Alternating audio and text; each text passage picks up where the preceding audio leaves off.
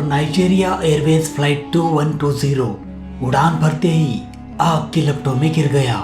साथ ही प्लेन का पूरा कंट्रोल भी पायलट के हाथों से चला गया। अब ये प्लेन एक घायल पंछी की तरह, एक पत्थर की तरह नीचे की ओर गिरने लगा और कुछ ही सेकंड्स में हुआ एक जोरदार धमाका। ये प्लेन रनवे के कुछ ही दूरी पर क्रैश हो गया। प्लेन में बैठे सभी 261 पैसेंजर्स की घटनास्थल पर ही मौत हो गई। किसी को भी जिंदा बचाया नहीं गया। एक ही पल में सैकड़ों घरों के दिए बुझ गए।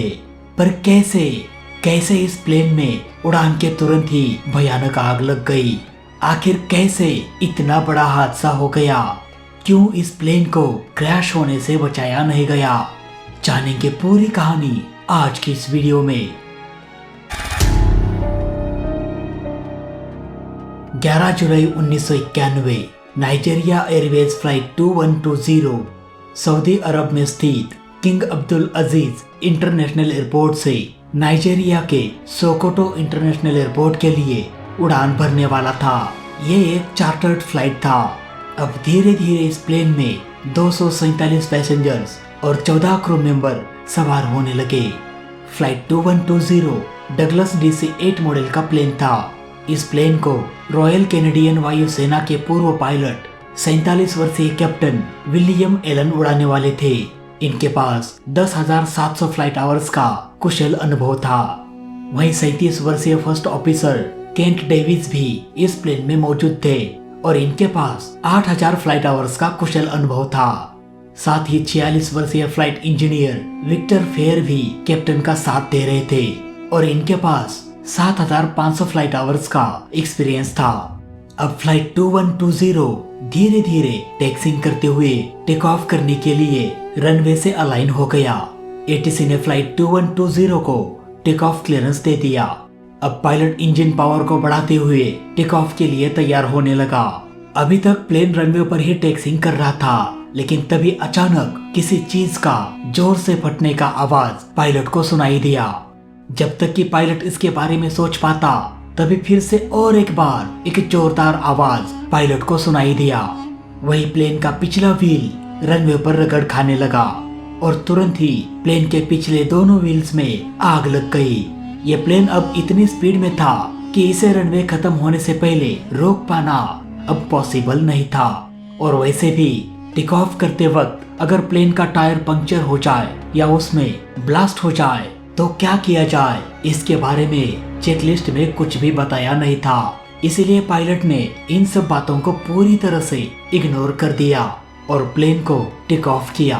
और टेक ऑफ करते ही पायलट ने रूटीन चेकलिस्ट को एक एक करके कंप्लीट करने लगा। उसने टेक ऑफ करने के बाद प्लेन के लैंडिंग गियर को बंद किया। अब प्लेन के दोनों टायर में आग तो काफी बढ़ चुकी थी, पर जैसे ही पायलट ने लैंडिंग गियर को बंद किया, टायर में लगी आग से निकलने वाला धुआं भी कम होता गया। पर किसे पता था कि यह कुछ पल की खामोशी 261 पैसेंजर्स की मौत का कारण बन जाएगी। कॉकपिट में ढेर सारा अलार्म बजने लगा। प्लेन का पिछला हिस्सा पूरी तरह से आग की चपेट में आ चुका था। अब यह आग प्लेन के अंदर आ चुकी थी। प्लेन के कैबिन में आग तेजी से फैलने लगी, साथ ही धुआं तेजी से भरने लगा। सभी पैसेंजर्स को सांस लेने में काफी दिक्कत होने लगी। उधर एक एक करके प्लेन का सारा सिस्टम काम करना बंद करने लगा।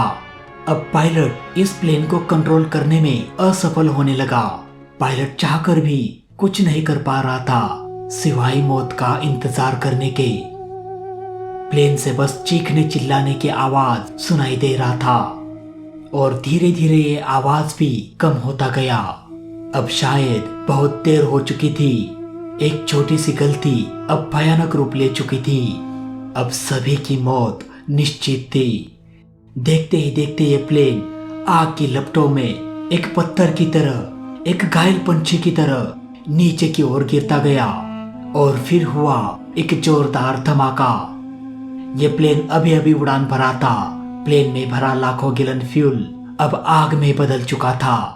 कुछ ही मिनटों में यह प्लेन आग में जलकर राख हो गया। प्लेन में बैठे सभी 261 पैसेंजर्स की घटनास्थल पर ही आग में जलकर मौत हो गई। एक भी जिंदा नहीं बच पाया। किसी अपनों को अपने ही आंखों के सामने तड़पते हुए मरते देखना दुनिया का सबसे मुश्किल काम है। कितनी दर्दनाक मौत आई होगी उस दिन, ये सोचकर ही डर लगता है। इस कहानी को लिखते वक्त मेरी आंख भर आई। अब आगे और क्या बोलूं। इस दुर्घटना की असली वजह आखिर क्या थी, इसका पता लगाने के लिए इन्वेस्टिगेशन की टीम जांच करने लगी और तभी उन्हें जो इन्फॉर्मेशन हाथ लगी उसे सुनने के बाद आप हैरान रह जाओगे। तो चलिए देखते हैं इन्वेस्टिगेशन की रिपोर्ट आखिर क्या कहती है। दोस्तों, इस घटना में कई सारी गलतियां साफ साफ दिखाई देती है, तो चलिए इसे विस्तार से देखने की कोशिश करते हैं।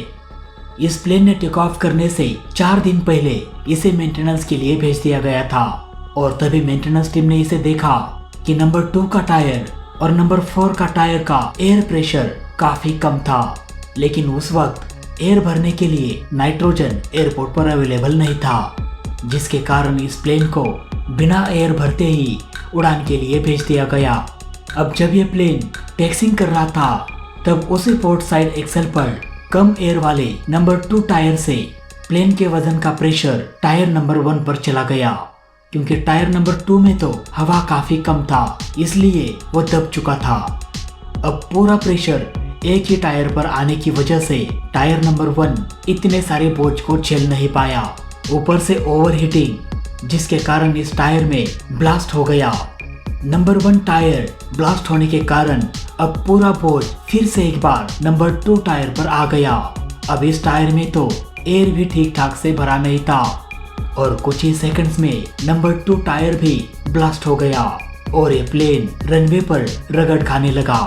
प्लेन अब हाई स्पीड में था और टेक ऑफ की तैयारी कर रहा था, इसलिए ब्लास्ट होते ही दोनों टायर में आग लग गई।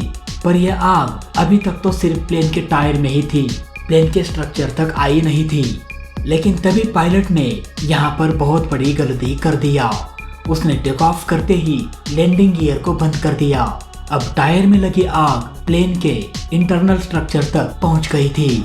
लैंडिंग गियर को बंद करने के कारण धुआं अब बाहर की तरफ दिखाई नहीं दे रहा था, पर टायर की इस आग ने प्लेन के पूरे हाइड्रोलिक सिस्टम और इलेक्ट्रिकल सिस्टम को बर्बाद कर दिया। साथ ही प्लेन्स के एलेरॉन्स ने अपना काम करना बंद कर दिया। वही प्लेन के कैबिन में प्रेशराइज एयर भी नहीं था, क्योंकि प्लेन का पूरा सिस्टम अब काम करना बंद कर दिया था।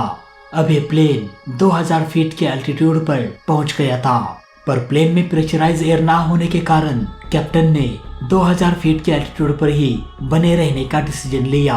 अब यहाँ पर पायलट ने और एक बड़ी गलती कर दिया। उसने नाइजीरिया एयरवेज फ्लाइट 2120 कहने के बजाय नेशन एयर फ्लाइट का जिक्र किया और एटीसी से कह दिया कि भाई हमारा प्लेन का हाइड्रोलिक सिस्टम काम करना बंद कर दिया है और प्लेन हमारे कंट्रोल से बाहर चला गया है, इसलिए हमें वापस एयरपोर्ट पर आने की इजाजत दिया जाए। पर उसी वक्त सऊदीया फ्लाइट भी 10,000 फीट की एल्टीट्यूड पर फ्लाई कर रहा था और उस प्लेन में भी प्रेशराइज एयर का प्रॉब्लम था। अब यहाँ पर एटीसी से बहुत बड़ी गलती हो गया। उसे लगा कि वो सिर्फ सऊदीया फ्लाइट को ही इंस्ट्रक्शन दे रहा है, इसलिए उसने कहा कि आप 3000 फीट की एल्टीट्यूड पर आ जाओ। अब नाइजीरिया फ्लाइट 2120 के पायलट को लगा कि एटीसी ने उसे 2000 से 3000 फीट के एल्टीट्यूड पर आने के लिए कहा है, इसलिए पायलट ने बिना सोचे फ्लाइट 2120 को 3000 फीट के एल्टीट्यूड पर ले गया। अब प्लेन के टायर में लगे आग प्लेन के कैबिन तक पहुंच गई थी। एक एक करके सभी पैसेंजर्स बेहोश होने लगे थे। तभी उधर फर्स्ट ऑफिसर ने इमरजेंसी डिक्लेयर कर दिया।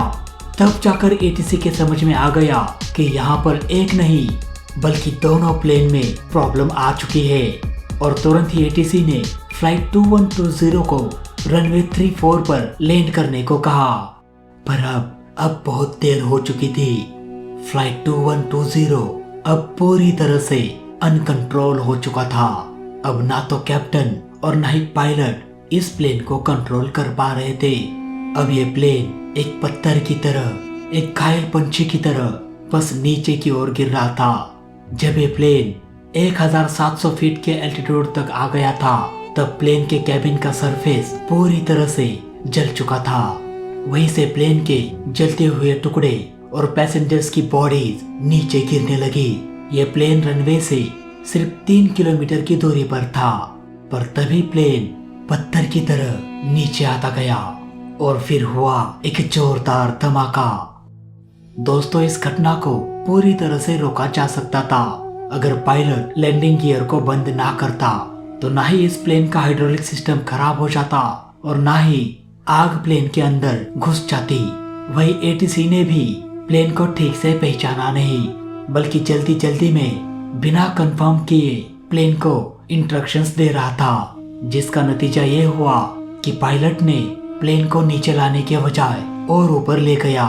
वही फ्लाइट इंजीनियर ने भी प्लेन के टायर में हवा कम होने के बावजूद भी इसे फ्लाई करने का परमिशन दे दिया, जबकि उसे ऐसा नहीं करना चाहिए था। अब इतनी सारी गलतियों के बाद तो शायद ऊपर वाला भी इस प्लेन को क्रैश होने से बचा नहीं सकता था। खैर जो भी हो, पर उन 261 मासूमों की क्या गलती थी। पायलट और एटीसी की गलती की सजा उन सभी पैसेंजर्स को अपनी जान देकर चुकानी पड़ी। कई सारे घरों के दिए हमेशा हमेशा के लिए बुझ गए। तो फिलहाल आज की वीडियो में बस इतना ही। वीडियो अच्छा लगा तो लाइक करना, बुरा लगा तो डिसलाइक करना, और दोनों ही केस में चैनल को सब्सक्राइब जरूर करना। मिलते हैं दोस्तों अगली वीडियो में, तब तक के लिए जय हिंद, वंदे मातरम।